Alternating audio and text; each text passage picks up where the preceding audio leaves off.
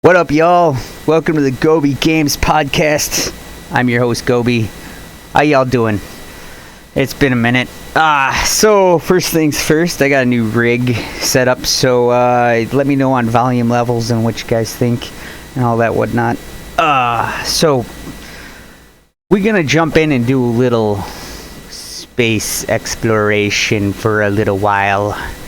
First up, this game is more near and dear to me than anything else right now.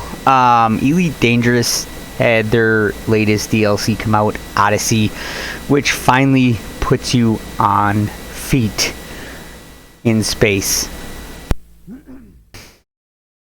Now, it's not all good. Not gonna lie. I mean, it's pretty, it's nice, you know, all that stuff. However, performance has not been great. It's getting better. Update 7 just was released, I want to say last week. Might have been a week before that, too. But anyway, it just released. It is quite a bit more stable. On my gaming rig, it runs flawlessly. But on my laptop, there are definitely some performance issues. But I'll get into that in just a second. So I'm going to kind of break down performance by 3 separate places. Stations, which are like your space stations when you dock your ship out in space, and orbitals, whatnot, and walk around in them. Planet surfaces, which include planets and on foot CZs, and then in ship. Alright, so first off, in ship, there's not a real huge performance degradation. I didn't notice any performance really difference between Horizons, which is what the technical base game is called at this point. So ship to ship is pretty much the same between Horizon and Odyssey. Now you get inside stations, again, Horizon is pretty much the same FPS as ships, because it doesn't change. You just stay inside your ship. Odyssey, I noticed a slight drop in FPS on my gaming rig.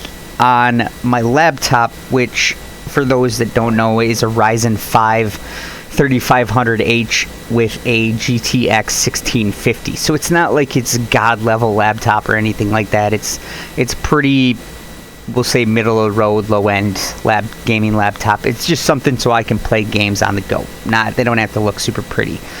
I get about 30 frames per second inside space stations. That's bare minimum. Update 6, it was way lower than that. Update 7 bumped it up to 30 frames per second.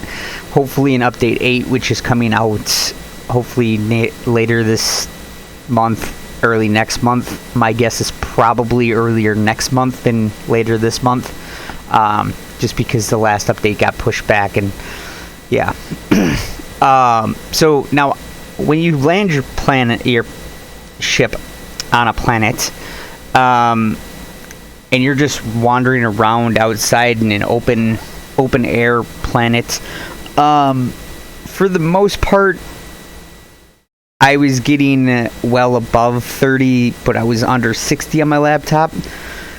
It wasn't super smooth, but it was definitely playable and easily, enjoyable. When I hit conflict zones, though, it tanked back down to 30. Sometimes they drop all the way down to 15, 20. While they were still playable, it wasn't as enjoyable as it would be if I was playing the same conflict mission on my rig, where I was getting a decent frames per second. So now the combat itself, obviously Odyssey focuses all on the on foot, which is cool because it's about time and it's awesome. I really enjoy it. It's cool. I know people that have played Star Citizen for a while. You've been able to do this. You can walk in and out of your ship. That's cool. I haven't tried the game, so I'm not gonna throw any shade at it. Other than it's raised way too much money not to be a full game already. But anyway, the on-foot conflict zones, or CZs as they're referred to, They're a lot of fun. It's a lot like a Battlefield style map. I would even say it's almost as big as a Battlefield map. I mean, some of these zones are pretty big. And there is different control points that come up, and these are basically your normal flags, just like in Conquest or Domination, that show up on a map, and you got to run and stand in a circle for a set amount of time and capture it. But the difference here is there's only 2 to 3 of them up at a time, and then once those get claimed, they disappear, and 2 to 3 more show up random places on the map. They use the alphabet code A through, I think I've seen H, is the highest I've seen in one of these layouts. They did just recently add anti-air turrets, which you can disable. So say you're in a big group and you got a couple of guys in ships, they can do an air assault on top of this space, which they could do before, and there was absolutely nobody to stop them. Like, there's just nothing there. Now there's anti-air turrets, so you can, if you're gonna do this whole coordinated air attack and whatnot, you got to have people on the ground go over and disable the anti-air turrets, otherwise their friends' ships are just gonna get tore apart in the air. I haven't tried it. I've pretty much only played the combat area solo. It was enjoyable for me. I'm not a huge... It's technically an MMO. Not gonna lie, I play it privately because some of the things I've seen in their Discord and heard about in game, I just don't feel like dealing with that toxicity. So I enjoy the game and I enjoy it my way.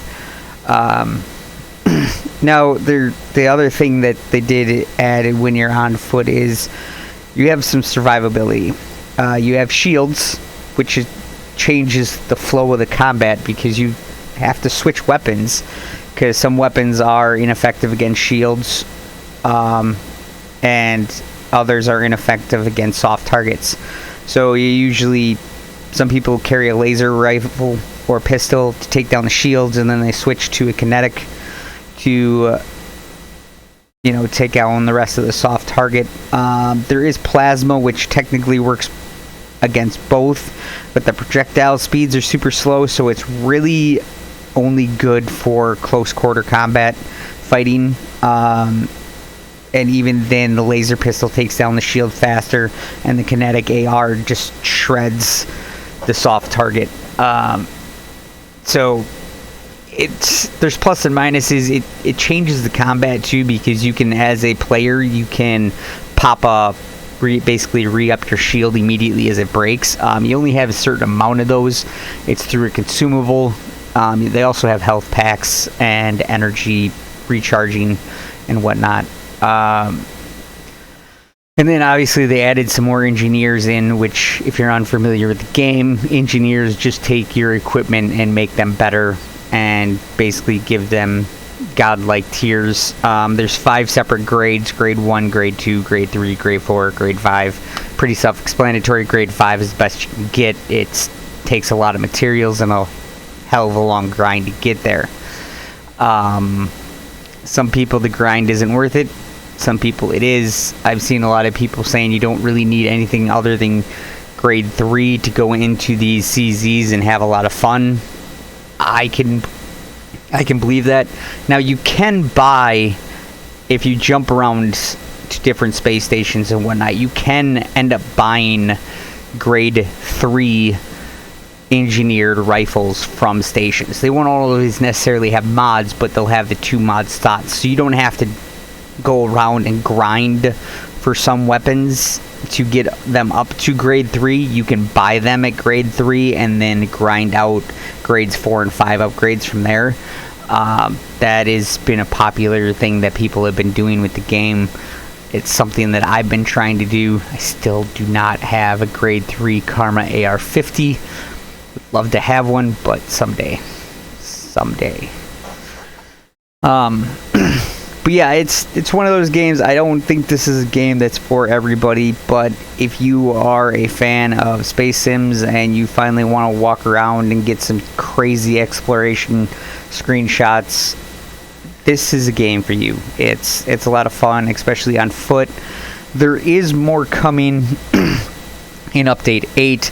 Their two-person side-by-side combat SRV is coming, along with four-person multi-crew. So some ships will be able to have you and three other friends inside of them controlling it, which should be cool. Again, I'll talk more about that when that update actually comes.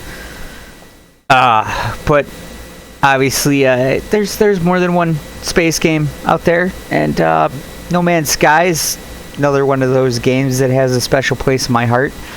It just got the Frontiers update not too long ago. It added some things. It added settlements for now, so you can finally become the mayor of Mos Eisley, just like every Star Wars fan ever wanted. Okay, it's not really that cool, but they're pretty cool. But it's, yeah.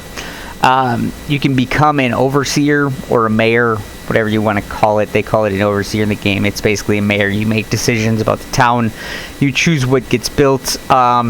It's, if you played like Warframe and done anything with the dojo where you have to build the dojo and whatnot, it's a lot like that. You choose what gets built, but then you have to supply materials to speed it up. Now, unlike Warframe, there's no magical currency that just makes it complete. Like right now, everything is done a long time way, which sucks, but it is what it is. As an overseer, you also get to choose this. You basically choose who wins disputes when it comes to citizens. They can be some random shit. I've only had one, and it was about an expedition to, send out a sentry protocol so pirates didn't come and attack their base. That was about the extent of mine. They did do some more stuff to the nebulas, which I'm not even joking, straight from the patch notes. They made them look prettier. I can agree with this and not at the same time. I use a mod on No Man's Sky which makes space look more black because I thought it was too colorful. It still has colors in my game. It just they're not as like persistent. Space is more black, and the colors are closer to the stars and closer to the planet, and there's more like black empty space, which I don't know. That's how I think space looks. So that's what I went with. They added a whole bunch of new base parts. I could go on and on and on. I'm not going to. Part of them is over 100 new decorative parts, so builders, this update was definitely for you, and then it wasn't at the same time. So with all these new base parts, they added a new build system, which I'm not really hating on it. It's just I was so used to the old build system that the new build system has taken a few minutes to get used to. I'm still not, I wouldn't say I'm still not used to it, but it doesn't feel as bad as it once did. We'll say that. They did do a bunch of other work, so some of your mods that you were using don't work as intended right now. Give the guys time. I'm sure they will get their stuff figured out. I haven't even actually worked on mine, so mine is defunct at the moment because I just haven't had time. I've been busy with other stuff. Now, probably the most famous space game in the clan right now, not that I'm necessarily, yeah, Destiny 2. Oh no, what's he gonna say? Yep, that's right. They finally added crossplay to Destiny 2. While I was really hoping this was come to the Division before it did Destiny, unfortunately that didn't happen. So congrats to Bungie for making Destiny 2 crossplay. I know it has pretty much been a success. Now they did add more than just crossplay, but it should be noted that if you have not played Destiny 2 since crossplay update, Whatever system you log into first will become your Bungie ID, which is how people will be able to add you through cross-system functionality. They did, in fact, add in-game voice chat as well to help with the cross-play communication. I know they had some hiccups, but those seem to be worked out now, and the guys and girls have been able to get things going here. They added a bunch of controller options to the PC. Finally. Basically, it means you no longer are required to use the one mod. I can't remember what the hell it is. But they added additional controller sensitivity options. It used to go from 1 to 10. Now it goes from 1 to 20. They also added an ADS sensitivity modifier. Allowed values are 0.5 to 1.5. And they also added a sprint turn scale setting, and which these are all good things. My one biggest complaint as a shooter fan with Destiny 2 and using a controller on PC was the turn speed was so slow when you were maxed out. Like, it was just not... You were hampered. Now, I get the whole mouse, keyboard versus controller thing, whatever, but I mean, I know, I'm like talking, you were seriously like hampered by the game. Like, other games, you could crank a controller all the way up to the max, and you might be at a slight disadvantage, but it's not... If you're good with the controller, it's not that bad. This was just a disadvantage, period. Like, you could not... There was nothing you could do to make it go fast enough. With the new sensitivity values, I don't feel that anymore. It feels much more fluid. It feels better. It just feels better. Unfortunately, I haven't got much time into the game. Sorry, guys. No, so you've been bugging me about it, but yeah, it's just one of those things. I'm glad to see all this stuff. There was one other thing that I did notice that kind of shocked me. All primary weapons, which are your kinetic and your energy weapon, have unlimited ammo. So now the only ammo that seems to drop is power ammo, which is for, you know, your power weapons, whatever. Which, that's cool. I guess I'm not really sure how I feel on that. I mean, I think I get it, and I understand why they did it. I never had an issue with ammo per se in before this update, but I'm probably the minority in that particular set. Yeah, and that kind of. But there's one of the couple other things that came out this week that I should probably at least mention. First off is Insurgency Sandstorm finally released on consoles. I believe it happened on Tuesday. Now, is this a great game? No, it's not the greatest game in the world. It's a solid hardcore shooter. So if you like those kind of games, it's definitely something you should check out. Now, there is more to the game than just the hardcore PvP part of it. There is also the co-op side of the game, which I highly recommend for anybody. They have a horde mode type. They call survival, and checkpoint. Checkpoint is pretty cool. It actually, if you ever played Battlefield Bad Company 2 on console, there was a DLC called Onslaught, and you basically started at one side of a conquest map and you worked all the way to the other side of the conquest map in order to win. Checkpoint is pretty much the same thing without vehicles. You go and you have these different objectives that you got to go and clear, kill everybody, and then hold it. There could be a defend if you clear the checkpoint A and you secure it. It could be, there's a counterattack, and then you gotta hold on. You gotta sit there and defend it and hold it off. If you die, you respawn when your team takes the next checkpoint. So there is still that hardcore side of it in the co-op, but they don't have the unlocks are cooler. Everything's unlocked. You have a certain number of loadout points and every piece of equipment has a number next to it, and your job is to basically pick whatever loadout you want that stays under the maximum amount of loadout points that you're allowed. So you can build your loadout specifically to your playstyle. That can hinder you in co-op if you don't do it right. It can also hinder you massively in PvP if you don't do it right. But it's a live and learn game. You got to do it. The other one that I don't know if anybody has heard of this next game. It's kind of tiny. I think only half of my friends list was playing it last night. But Amazon's New Worlds just released last night or this week, and I don't know much about it. I haven't heard much about it.